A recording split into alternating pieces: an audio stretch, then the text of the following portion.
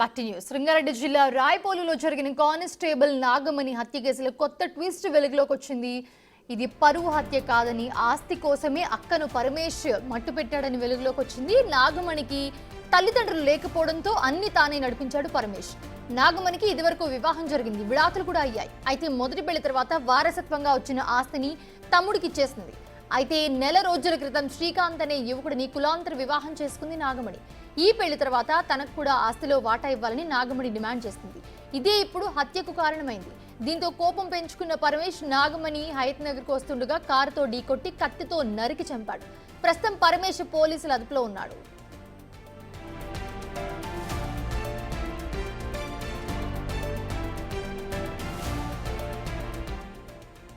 కులాంతర వివాహం కారణంగానే తన భార్యను హత్య చేశారంటున్నారు కానిస్టేబుల్ నాగమణి భర్త శ్రీకాంత్. తన ప్రేమ విషయం తెలిసి ఇంట్లో వాళ్ళు నాగమణి పట్టించుకోవడం మానేశారని 2021లో ఆమెకు కానిస్టేబుల్ ఉద్యోగం వచ్చిన తర్వాతనే దగ్గరయ్యామన్నారు.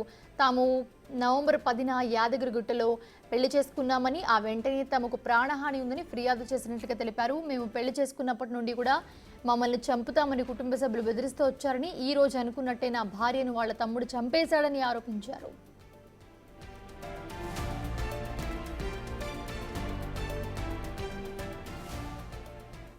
జాబ్ వస్తే ఇప్పుడు చేసుకున్నాను. ఈ నవంబర్ 10కి పెళ్ళి అయింది మాకు. ఇంకా ఆ రోజు నుంచి ఇక ఇట్లా అయిపోయింది. అంటే మా తమ్ముడికి ఆ రోజు నుంచి ఏమంటారు పగబట్టి ఇలా అటాక్ చేసింది. మీ దగ్గర మేము రాయపల్లి ఊర్లోనే ఉంటాం. 8 years అవుతుంది. మ్యారేజ్ ఎప్పుడు చేసుకున్నారు? మ్యారేజ్ నవంబర్ 10కి ఈ ఇయర్. అంటే ఒకే ఊర్లో ఉంటారా? ఒకటే ఊర్లో ఒకటే నిన్నమొన్న ఏమైనా గొడవ అయిందా? నిన్నమొన్న ఏమైనా గొడవ అయిందా?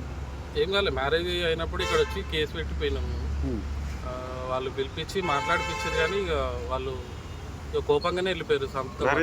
చేస్తాం యాదగిరిగుట్ట దగ్గర. వాళ్ళు ఎవరు రాలేదు?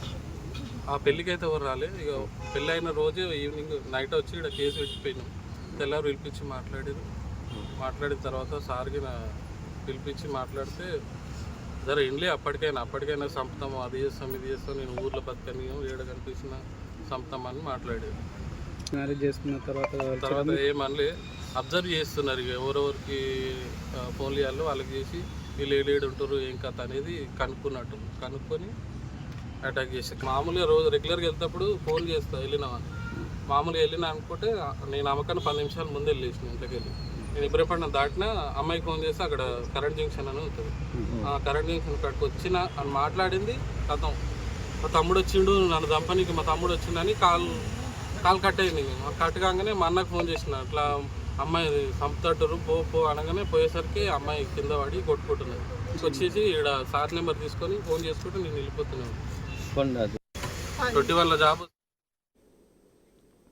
తమ్ముడి చేతిలో హత్యకు గురైన మహిళా కానిస్టేబుల్ భర్త న్యాయం కోసం ఆందోళనకు దిగారు. ఇబ్రహీంపట్నం పోలీస్ స్టేషన్ ముందు నాగమణి భర్త శ్రీకాంత్ పరువు హత్య జరిగిందని తరపు బంధువులు రోడ్డుపై బైఠాయించారు. వెంటనే న్యాయం చేయాలని డిమాండ్ చేశారు వాళ్ళంతా.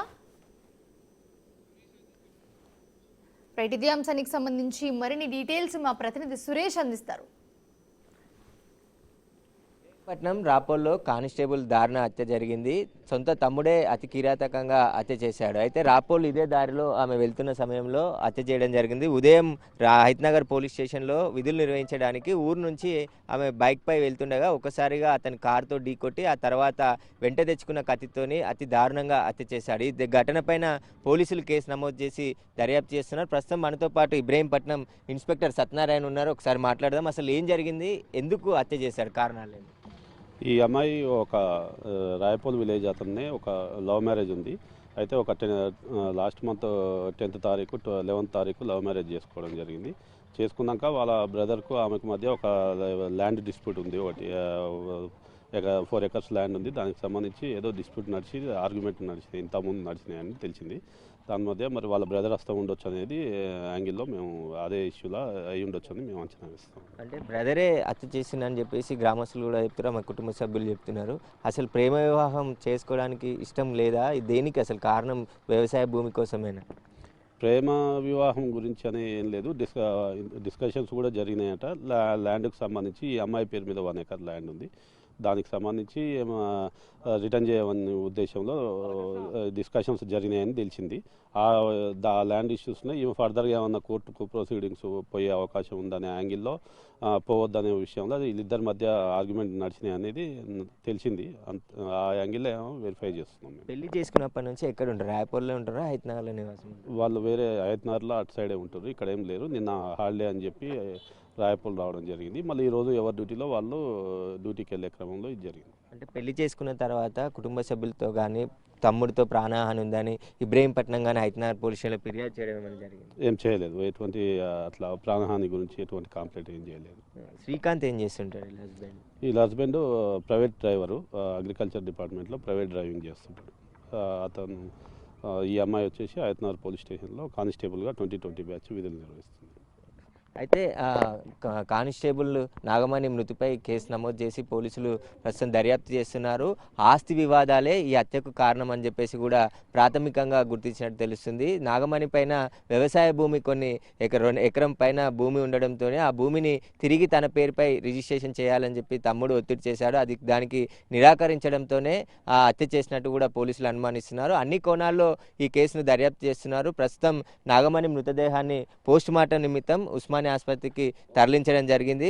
పూర్తి స్థాయిలో దీని అంటే ఉదయం ఇక్కడ నుండే రాయపూల్ నుంచి హైతనగర్ వెళ్ళే దారి ఇది. ఇక్కడ నుంచి పోలీస్ స్టేషన్కు విధులు నిర్వహించడానికి ఆమె వెళ్తున్న క్రమంలోనే ముందుగానే ప్లాన్ చేసుకొని అతని దగ్గర కత్తితో పాటు కారుతో వచ్చి ఆ బైక్ ఏదైతే కనబడుతుందో ఆ బైక్ని ఢీకొట్టి తర్వాత ఆమెపై ఒక్కసారిగా దాడికి తెగబడ్డాడు. ఆ తర్వాత ఇక్కడ ఎవరూ లేకపోవడంతో వెంటనే పక్కనుండి వచ్చే వాళ్ళు గమనించి ఇబ్రహీంపట్నం పోలీసులకి సమాచారం అందించడంతో పోలీసులు స్పాట్కు చేరుకొని ఆ మృతదేహాన్ని ఉస్మానియా ఆసుపత్రికి పోస్టుమార్టం నిమిత్తం తరలించడం జరిగింది. ఇక హత్య చేసి తప్పించుకొని ఇక్కడ నుంచి పారిపోయిన తమ్ముడు పరమేష్ కోసం పోలీసులు గాలిస్తున్నారు. అతన్ని పట్టుకున్న తర్వాత ఈ హత్యకు సంబంధించిన పూర్తి వివరాలు కూడా బయటకు వచ్చే అవకాశం కనబడుతుంది. వీళ్ళ తల్లిదండ్రులు కూడా గతంలోనే చనిపోయారు, ఇద్దరే ఉంటున్నారు. కానీ ఆ ఆస్తి కోసమే దాదాపు 5 ఎకరాల భూమి వీరి పేరుపై ఇద్దరి పేరుపై ఉంది. ఆ భూమిని మళ్ళీ ఆ అక్క అడుగుతుందని చెప్పేసి కోపంతోనే హత్యకు చేసినాడని చెప్పేసి కూడా పోలీసులు అనుమానిస్తున్నారు. దీనిపైన